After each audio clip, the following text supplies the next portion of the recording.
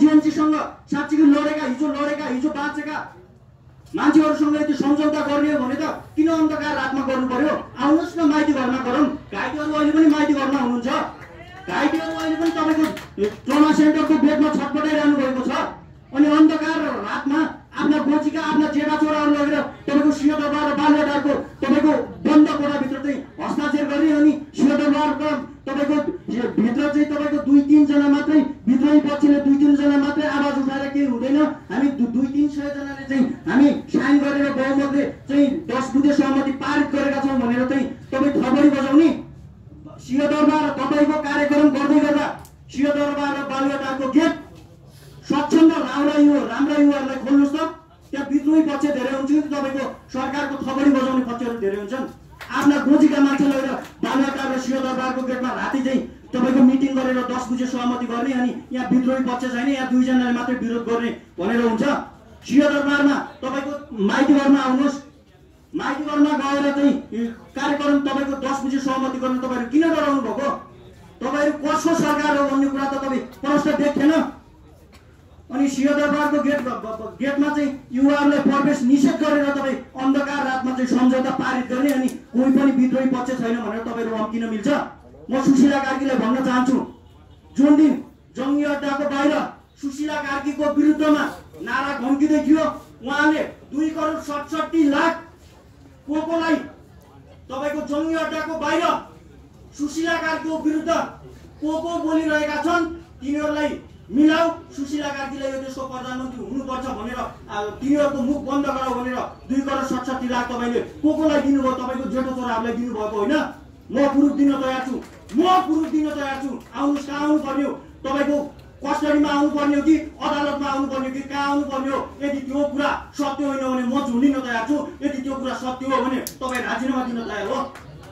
आफ्ना गोजीका मान्छे लगेर आफ्ना त्यो पकेटका मान्छे लगेर सिंहदरबार र बालुवाटारको गेटमा चाहिँ तपाईँको हस्ताक्षर गराउने। अनि हामीलाई चाहिँ विद्रोही पक्ष छैनन् भनेर हुन्छ। माइती घरमा तपाईँको हिम्मत छ, सुशीला कार्की नेतृत्व सरकारको हिम्मत छ भने आउनुहोस्। घाइते पनि माइती घरमा हुनुहुन्छ, विद्रोही पक्ष पनि हामी माइती घरमा आउँछौँ, माइती घरमा हस्ताक्षर गरौँ। किन डराउनु भएको तपाईँहरू? सुशीला कार्की त 3वटा दलसँग मिलेर अब राष्ट्रपति बन्ने लाइनमा हुनुहुन्छ।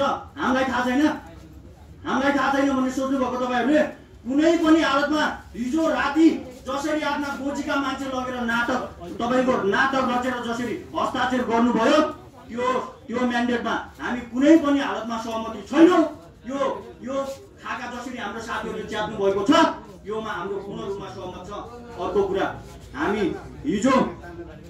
हामी कुनै पनि 84 को चुनाव 82 मा सार्नलाई हाम्रा साथीहरूले चाहिँ गोली खाएको होइनन्।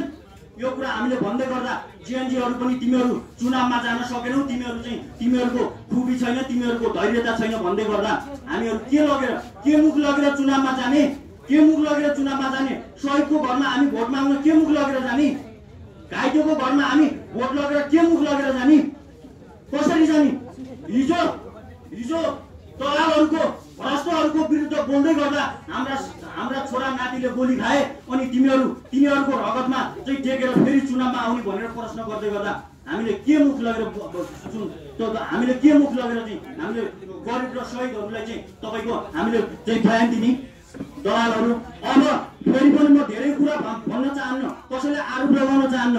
म के भन्न चाहन्छु भने हामी यही तरिकाले सुशीला कार्की नेतृत्व सरकारले यही रवैया र सेना परिचालित गर्यो यो देशमा चाहिँ तपाईँको चुनाव गर्यो, फेरि पनि चुनावको म्यान्डेट अगाडि सार्यो भने यो देशमा फेरि रक्तपात हुन्छ।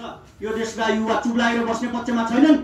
भ्रष्ट दलाललाई यो देशको सत्ता र शासन चाहिँ सम्पेर फेरि तपाईँ यो देशमा चाहिँ विद्रोह गर्न खोज्दै हुनुहुन्छ। तपाईँ उम्किन खोज्दै हुनुहुन्छ। हिजो लखेटिकाहरू ढिलो लखेटिने छन्। तपाईँ यही रवैयामा अगाडि बढ्नुभयो भने यो लखेटिनेहरूको सर्ट लिस्टमा सुशीला कार्की लगायत कोको नाम चाहिँ तय गर्नु पर्यो। त्यो हामीलाई थाहा छ।